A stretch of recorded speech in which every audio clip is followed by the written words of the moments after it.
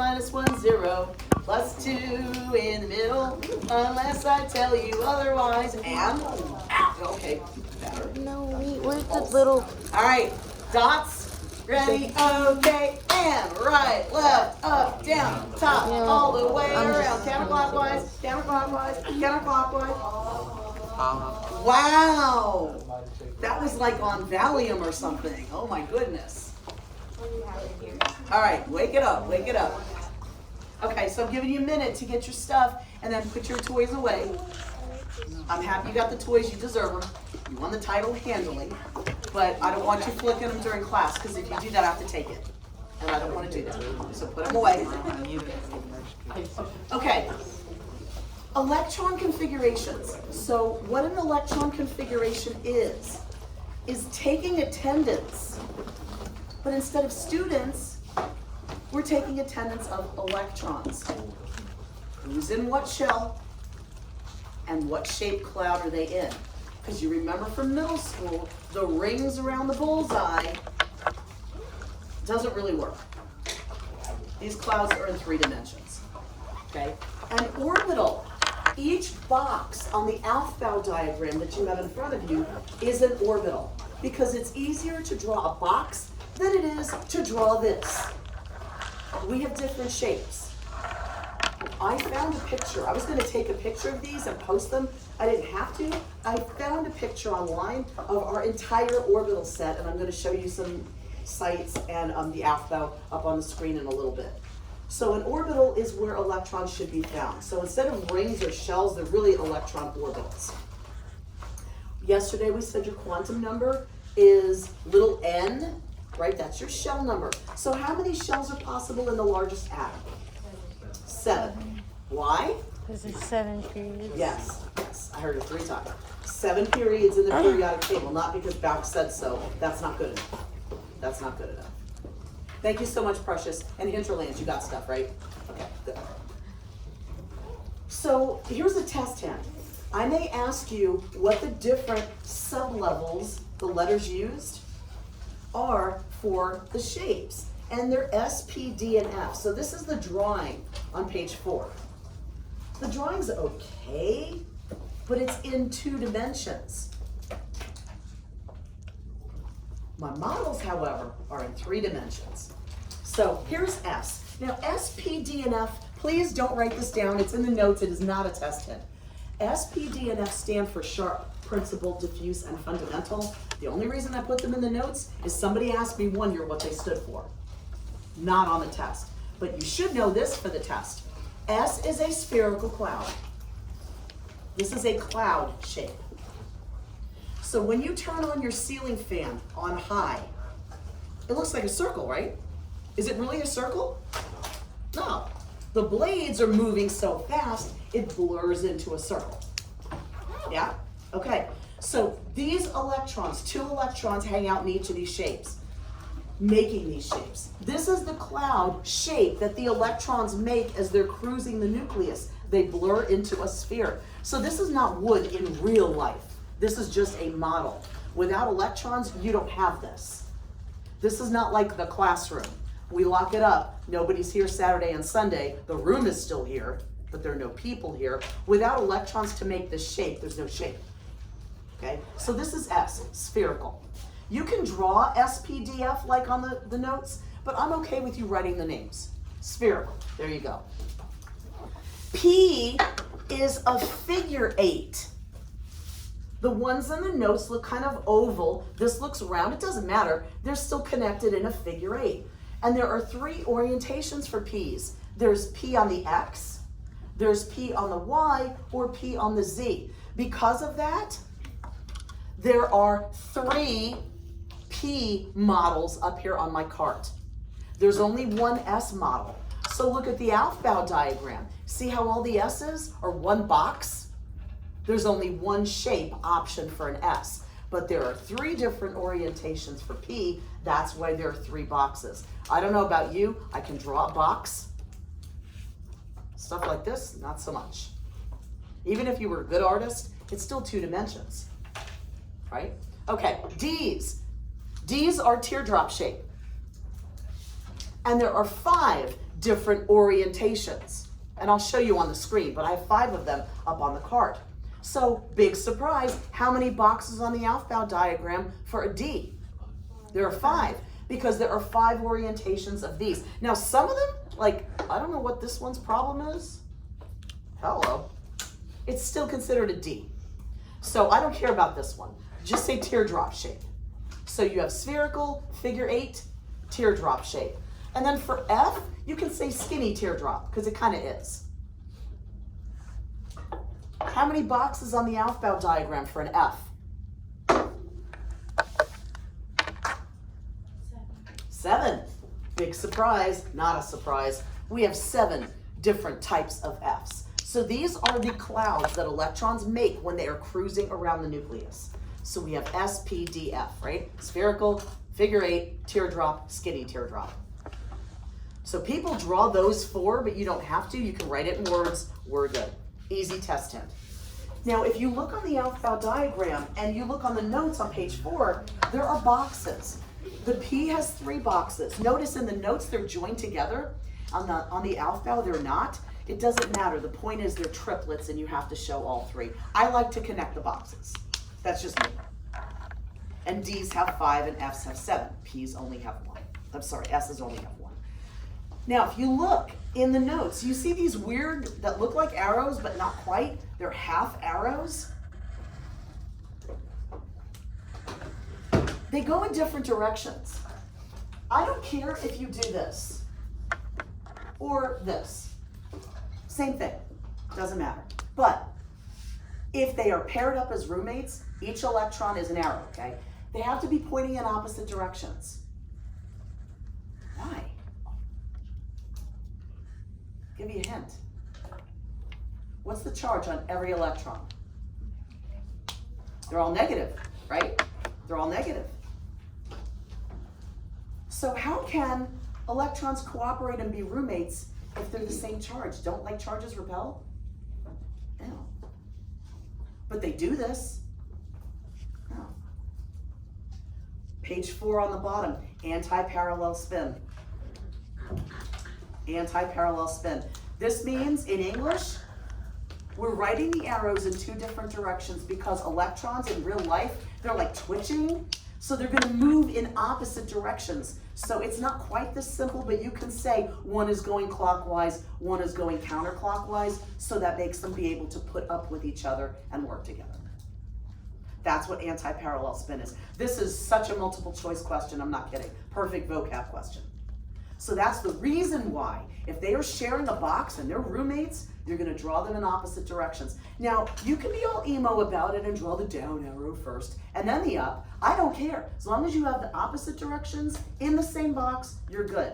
And you know what the box is? One of these options. Because boxes are a lot easier to deal with than these. Okay? So that's anti-parallel spin. So we're going to jump on Quanga and we're going to talk about the Aufbau diagram and I'm going to show you some videos. So I uploaded, you can Google stuff and there's science website tutorials linked from Quanga, but if I have a video linked directly from Quanga, that is Bauk tested and Bauk approved. Bauk tested, Bauk approved. Aw, Horton and Henry, you're so cute.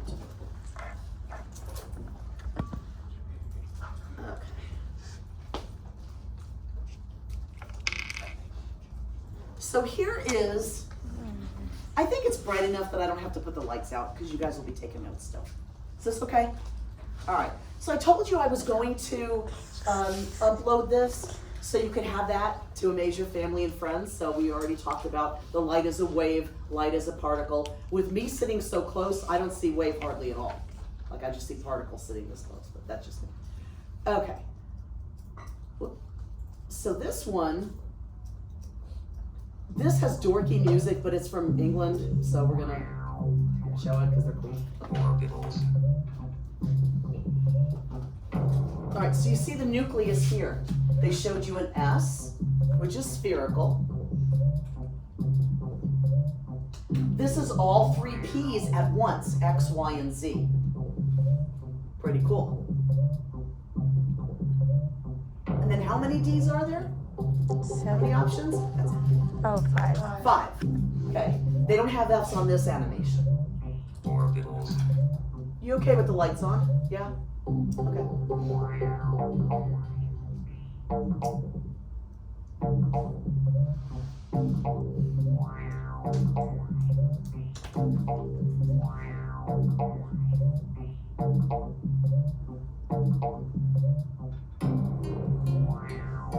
That's the weird one. And then it shows you all together how they fit in. So the difference between this on level 3, let's say, versus level 7, same shapes, they're just blown up more so they reach out farther from the nucleus.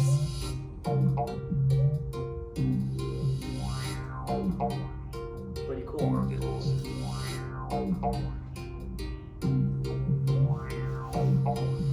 So now you know we wait till sophomore year, honors chem and regular chem to do this. I can't imagine a first grader trying to comprehend this. For real. Crazy. God bless computer animations. Teaching this 32 years ago without fancy computer animations in every classroom, access to it, was so hard. Because I can show you what the clouds look like and how they fit together. Trying to draw it on a flat board, I don't care how good you draw, it's never going to be as good as a computer animation. Okay? All right, now this one, you can follow, or not. This one, you can follow along. I think this is from Spain. It's old, but it's still good. So follow along the Aufbau diagram. So 1s is the first thing you see, and there's no nucleus that they show here. So this is your 1s. What's next on the Aufbau after 1s? 2s. It says 2s. You're just following the order. So this swallows. It's like a bubble within a bubble. This is not flat. This is 3D. After 2s, there's 2 p's. So that was the first p box. Here comes the equivalent of the second p box. And then the third one, right? X, Y, Z. That's why there's 3 boxes. Okay, what's after 2p on the Aufbau diagram? Okay, 3s, you're reading the diagram. 3 swallows up everything underneath it. That's why I have my nesting dolls out, to remind you, as these clouds layer. So after 3p, what does the Aufbau say comes next? 4s. Follow the arrows, follow the yellow brick road. Now, it fills out of order. You'll see 4s swallows up everything underneath it. But what comes after 4s on the Aufbau? 3d. The reason why it fills out of order is the D's, you see how they stick out past shell 4? So that's why it fills out of order. I am trying to avoid talking about the periodic table. There is such an easy way to do this, but you need to see the background information today. I'm going to show you a shortcut tomorrow, so bring your white periodic tables, the ones that aren't colored, and we're going to talk about a shortcut. I tried teaching both concepts together, and it was too much for one day, even for honors, so we're avoiding talking about how it matches to the periodic table as much as possible. I can't do this on the board, but you have computer animations that rotate them for you, etc. So remember, they look like balloons. There's no balloon. This is the shape of the cloud that electrons trace as they move around the nucleus. Why do they do this? I have no clue. They just do. They just do. And you can access these on your own. Remember, they're directly from Quanga, okay? This is the graphic I was talking about. It's the same exact set we bought for school. OMG. It's the same picture. 1s, 1 box on the Aufbau diagram represents this option. P's have how many boxes? 1, 2, 3 options, right? D's have how many? 5. 1, 2, 3, 4, 5. I'd rather draw boxes than that. And then F has? 7. Okay? So do you have to memorize these shapes? Ugh. As long as you know, what did we say before? Spherical, figure 8, teardrop, skinny teardrop. You're good. You're good, I promise. Okay? All right, and then this one, I put this But this is how you're trying to do it on a flat surface. So this is not 3D. So you could try to explain this and layer the shapes, but it is much better using shapes in 3 dimensions. Okay, so here's your Aufbau diagram. Now, I want you to print one for your binder, and I told you to bring it. That is, if you don't want to mess with the markers and try to get ink on you and wet paper towels, you can let your partner do that, and you can use your Aufbau, or you can work together on the plastic one. I don't care, totally okay. You don't have to memorize the Aufbau. Are we listening? You do not have to memorize the Aufbau. Please don't be the kid that says, I failed this easy test on Tuesday because I didn't finish. You didn't give me enough time to finish because I had to draw this 5 times for the 5. No, you don't have to draw the Aufbau diagram, ever. The only thing you need to draw are the boxes for the valence configuration. You don't have this on the test. You don't need it because after tomorrow, this is the training wheels. We're taking the training wheels off, and I'm going to show you the real way to, not real, but the quicker way to do it with the periodic table. So for now, we're going to talk about the Aufbau. So we are on the top of page 5 right now. There are 3 rules you need to keep in mind when you're doing Aufbau diagram work. First one, the Aufbau principle, named after the guy who put this together. You have to start from the bottom up, which means from the nucleus, close to the nucleus, outward. You can't say, well, my favorite number is 3, and I like D, so I'm going to start at 3D. You can't do that. You have to start at 1S, and then, as we say, follow the yellow brick road. Follow where it tells you to go. You will not have to memorize the order. Tomorrow, I'll show you how to get the order from that. Okay? So we're going to draw in highlighters on the one that isn't colored yet. So that's Aufbau. Go in order, however many electrons you have to put in here. Okay? Pauli exclusion principle. 2 electrons per box. You can have 0, you can have 1, you can have 2, you can't have 3. You can't have 3 here because they're besties. Sorry, maximum occupancy is 2 only.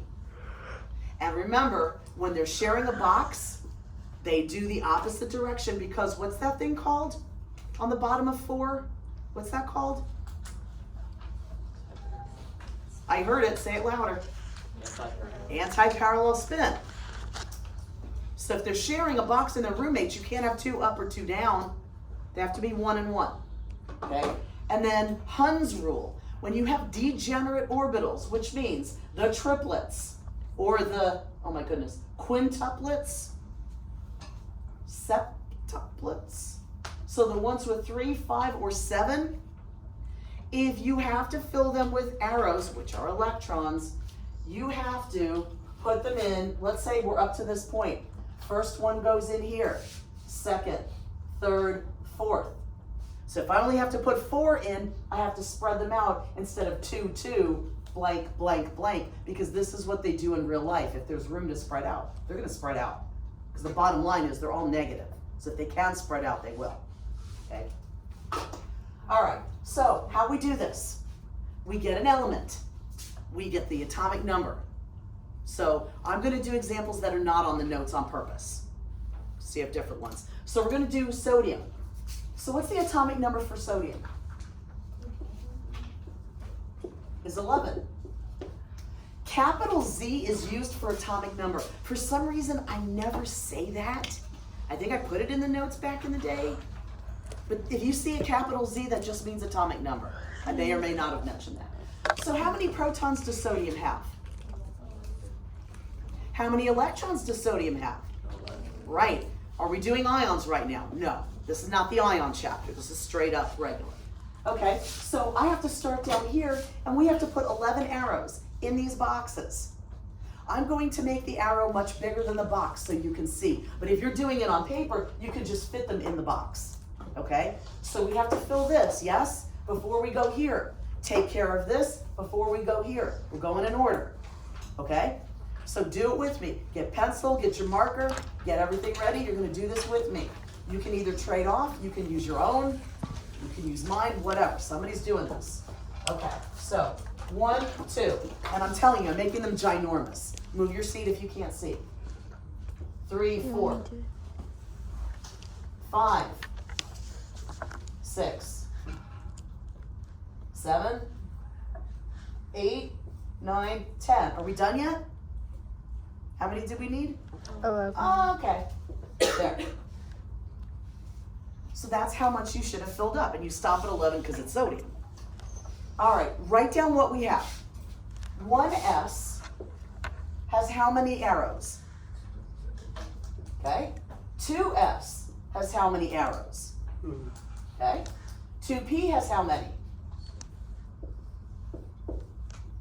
3s has how many?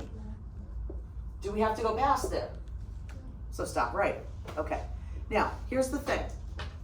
The big number in front is your shell number. Look at the periodic table. What period is sodium in?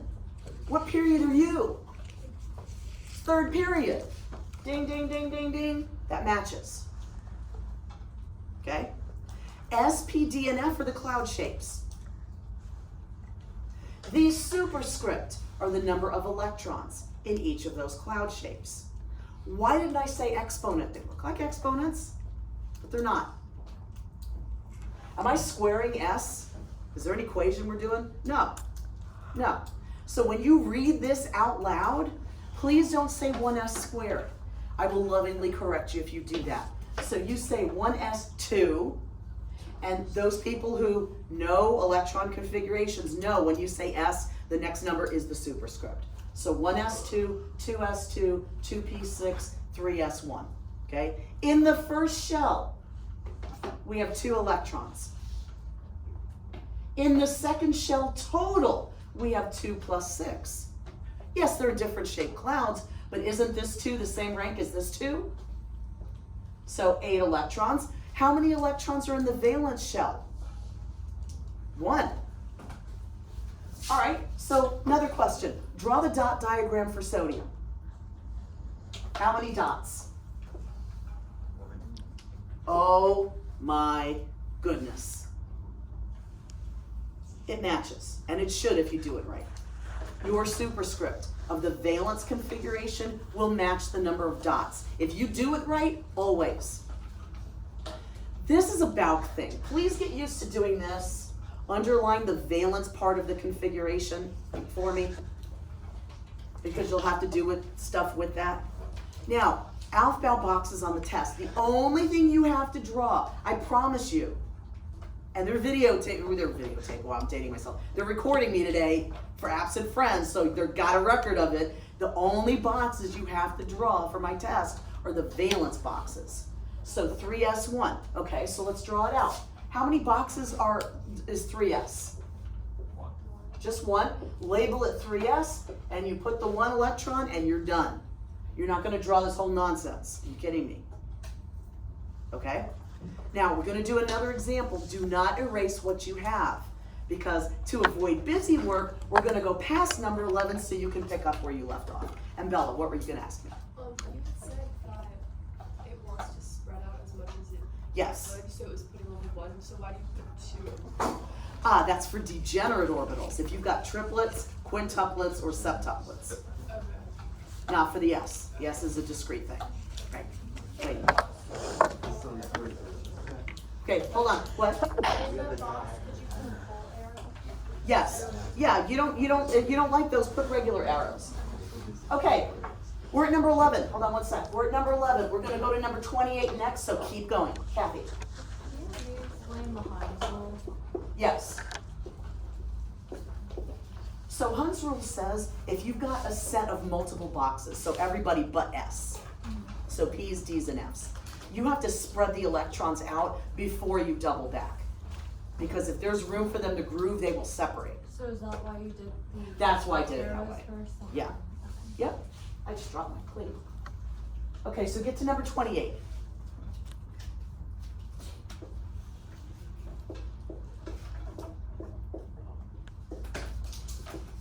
See what I'm doing here, Kathy? Yeah.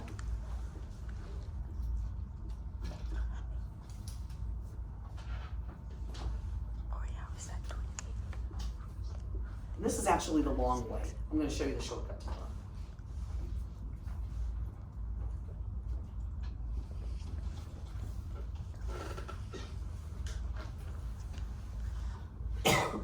You should end up at 3D has 8. That's where you should end up. Yeah, Alex? Yeah? Oh, I thought you had a question. Okay, so I'm going to finish this. So 3S has 2. 3P has 6. All right? And then 4S, I'm just following what the alphabet says. 4S has 2. 3D has 8. If you add the superscripts together, if you did it right, you're going to get the atomic number. So all of your superscripts should total 28. And I'm lazy, but we're going to do it anyway. 4. This is 10. This is 18, 20, 28. Okay, cool. What's the highest shell represented here? The highest big number in front. 4. 4. Yeah, but it's not at the end. Who cares? 4 is the highest rank. What period is nickel in? It's in the 4th period. It has to match if you're doing it right. It has to match. So you know what you're going to underline? Valence is your highest part of the configuration. Not necessarily the end, not necessarily the last part, but the highest part. So then we'll be like, okay, let's do the boxes. So 4S, so label this 4S, 2. What's the dot diagram look like for nickel? Nickel's in the B group, yeah? Okay, so what's the diagram look like? It's Oh my goodness, got 2 dots, monster dots, wow. And I keep saying if you do this correctly, the dots will always match the superscript in your valence configuration. That's how it's supposed to work. So yeah, you know that the middle defaults to 2 dots because we told you that, but now we're proving why. So you would read this out. 1S2, 2S2, 2P6, 3S2, 3P6, 4S2, 3D8. What's the valence configuration? 4S2. Highest shell, 4, you just told me. Dots, 2. 2 valence electrons. 1, 2. Hey, Elise. So that for the test, we just have to do the valence one? The only, I promise you, it's on record, the only boxes you have to draw are for the valence. So all you have to remember is 1 box for S and 3 for P. How do you know what shape it is? You're gonna learn just the teardrop, spherical, figure 8, teardrop, and skinny teardrop. So P's, S only has 1 option. P, I'm not gonna ask you, like, for the P's, they draw the 3 boxes. That's like X, Y, and Z. But I'm not gonna like nitpick, are you in the Y's or the Z's? We're not going there. We're not going there. I promise. Okay. All right, questions on this so far? Bella R. Why did you not include 3D8? Really, really good question. Okay. Why did we not include this for the valence? It's not the. Once you hit 4, I don't care what 3, I'm not talking to you. Once we hit 4, 3 doesn't matter for the valence. So it's not the last thing, it's the highest thing. This is shell 1, these are both shell 2, these are shell 3, so is this, and this is shell 4. So remember the animation I showed you of scandium where 4S enveloped it all, but then 3D came and poked outside? So the way the electrons move in 3D actually outpace 4S as far as shape. So that's why it fills out of order. But for valence, it's only this. Because if you did both, 10 dots, that doesn't even make sense, right? So it's gonna, dots are more important than you ever thought because they are gonna prove all of this. Back it up. Okay, Kathy. Would helium look different? Okay, we'll do a quick helium. So helium, don't erase this, okay? Helium is number 2, so it's 1s2. So 1s2, and the 2 dots are to the side because it's weird, right? It's a noble gas. Cool. All right, so let's do another one. So let's go to, I'm sorry, Tila. So when you draw the dots from the, when you draw the arrows from the boxes, Yes. like you just draw them like up, down, so you run out of like Yeah, once you run out of arrows, you're done. So you do it by atomic number. And you're not gonna have to do this much work on the test, I promise. Because there are plenty of questions where you could just go straight to the valence, and tomorrow we're gonna show you why. So keep what you have. So we're gonna do number 49. So we're at 28, go to 49. Other question? Thought I saw a hand. You always go up first, like, because you stopped by going up I first. do up first. You can do down and then up. Just be consistent. Just do it the same way all the way through. You can start with a down arrow. All right, so go to 49.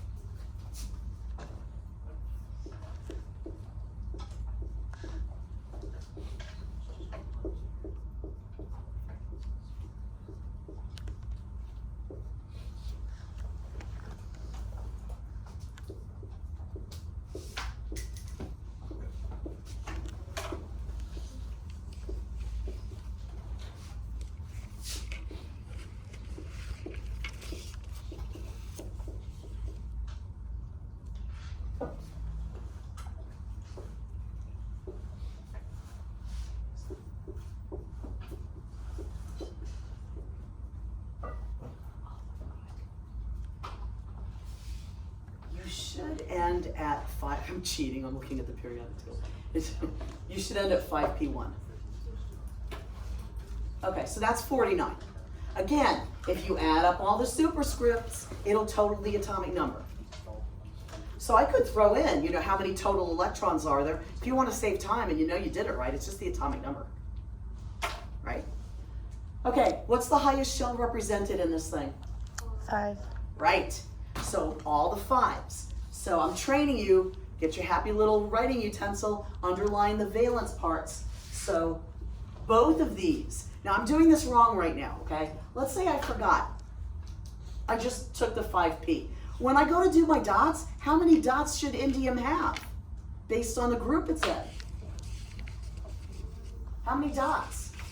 Go to number 49, look where it is.